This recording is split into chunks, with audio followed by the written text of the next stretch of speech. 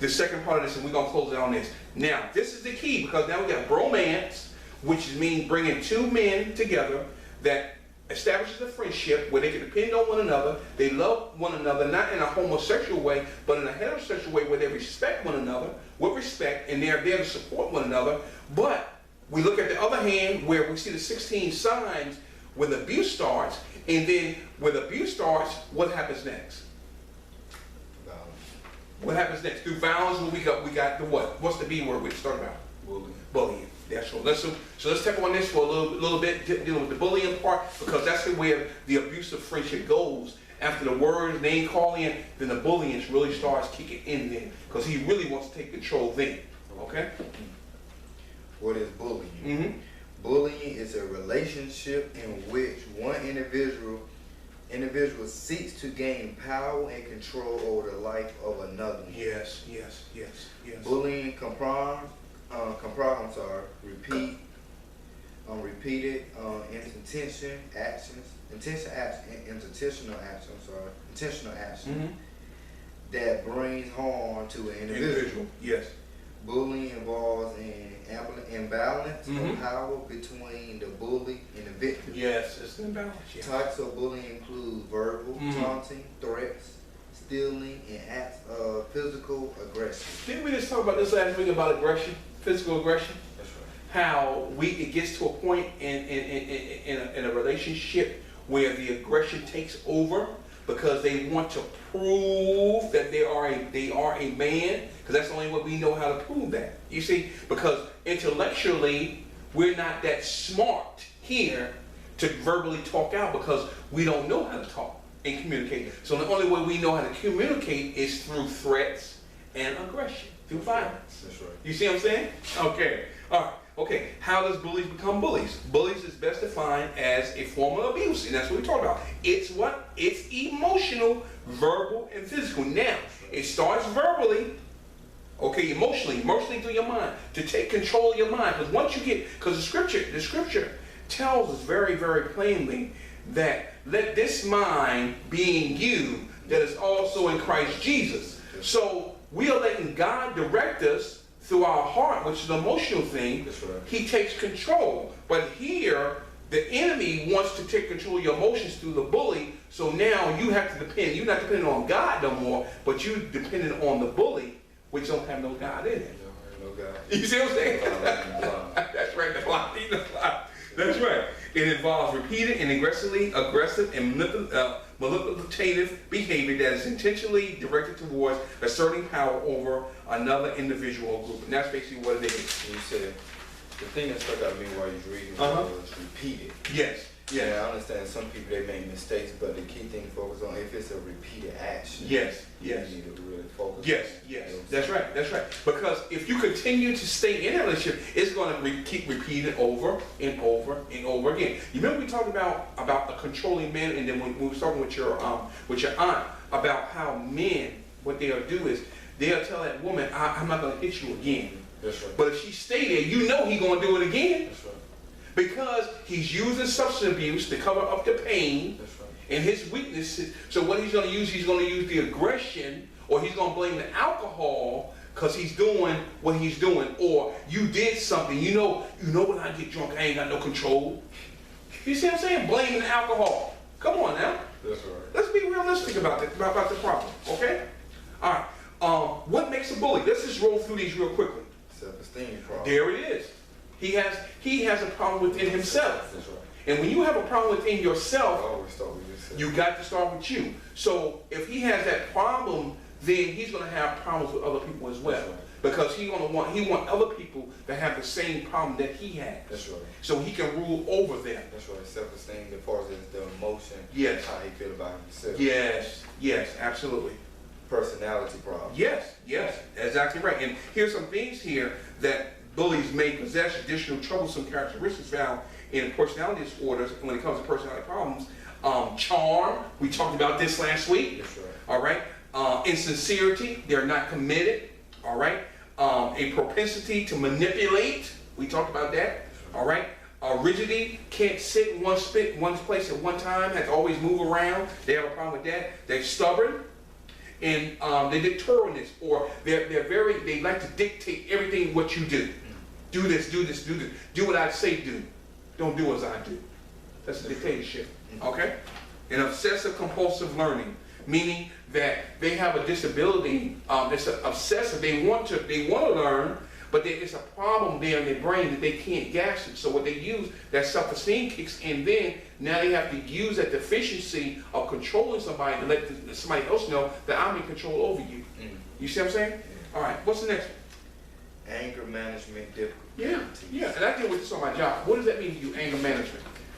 It says anger management, not able to control your anger Yes. during certain times. That's I correct. guess, let's say, or say you in a business meeting and something don't go your way. Yes. Anger management wise, you're not gonna go out and cuss. That's right. That's right. You wait till you get home. Exactly. That's right. You have to learn how to control it. That's right. And that's so very important, because if we don't know how to control our anger, we can have an outburst at any time, and that can get us in very big trouble. And that's what people 9 times out of 10, that's what usually pushes men to commit crimes, because they can't control their anger. You see what I'm saying? And then they lash out at a moment, and they're not thinking. They pull a gun or whatever it may be, and they may beat somebody up or whatever it may be, and then they end up in prison. You see what I'm saying? And so that's because they have no control over their anger. You know, they're letting the world system or the enemy control their thinking. You know what I'm saying? Because you got to understand, the enemy or God, well, let's put it this way. The enemy can only enter in 2 ways. He can come through your eyes, through what you see, and through your ears. So that means you have to monitor what you see, what you're looking at, and what you listen to. So if you don't have that control, if you're not blocking these images, what we talked about last week, if you're not blocking out the subliminal images of the television stuff that you're watching, or the music that you're listening to, that's going to put you into a rage. Why? Is because that's what the television and the media projects is violence. But then they condemn you by their own law. That's right. They allow this stuff on television, right? And then when you do it, there it is. They hit you back. There it is. It's like a manipulation trick. Yes. They portray one thing, but then when Yes. they get done, they condemn you for Yeah, it. like, why are you doing that? That's right. I saw That's it on right. TV. They got Yep. away on TV, Yep. so I thought I See, could see, do it. that's The economy is bad. yes. That's the Never double. know. That's right. That's the double standard. But see how you see how the enemy tricks people into that stuff. They allow it because the people that are in control. What I tell you about whoever's in control of the media controls the culture. So if we know the enemy is in control of the culture, so he allowed the people that got money to put this stuff out there because it's making money for the people that's in high places. But what he does is they send these messages to the people that are underprivileged, that live in places where they don't have jobs, and they feel they'll put this stuff out there and they'll do it. But as soon as they do it, then they convict you for it. Man, that's powerful. And another is learning. That's right. Yes. What makes us bully? Learning. They have learning difficulties. That's right. That's right. So they're not able to. It goes back to what you always said. The reason why men do.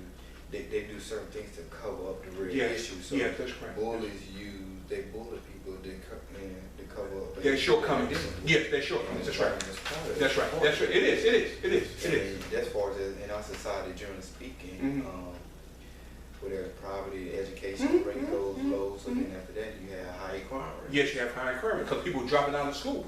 So they have no other way. If they can't get a job, then they're going to hang on the corner, sell drugs, get into gangs, and to make their quick money. But like I said, here it goes back again. The same thing that's being promoted on the screen, that's the same law that's going to condemn you.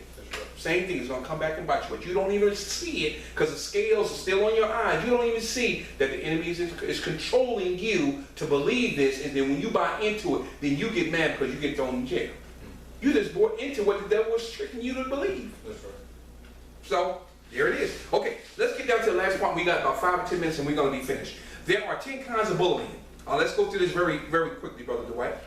Physical bullying. Yes. Verbal bullying. Okay. Convert or hidden bullying. Okay. Basically, they're saying lying and spreading rumors. Yes. Negative facial or physical gesture. Mushing or consumptuous looks. Playing nasty jokes to embarrass or humiliate. Sorry. You have cyberbullying. Yes. We talked about that internet. That's right. Anything for us is VIA technology. Anything that's right. That you hide, that you can't see the person, but they hide behind some type of device. And I've seen that on the news probably a couple of months ago that people have a girl committed suicide because she was being bullied online, and a guy got the same thing. See, so you got to understand, you got to be careful, parents.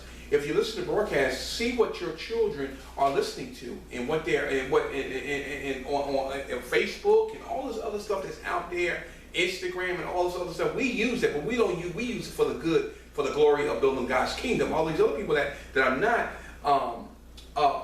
being used by God, they just use this stuff as a mechanism to be used by the enemy. And that's what it's out there for. And they can use this bullying mechanism through the internet to make people talk down to them and treat them any kind of way. And like we talked earlier about, names can really hurt you. And that stuff can stick with you. And if you feel you're not getting that love at home and you want to be part of a group, and then when you say, well, I don't want to do that no more, and then they start bullying you, then this stuff can be done on the internet. They can do it on text messages. And parents, you will never know. That's right. They'll never know. So you will never know what's going on. Let's get down. We talked about verbal. How about rational aggression?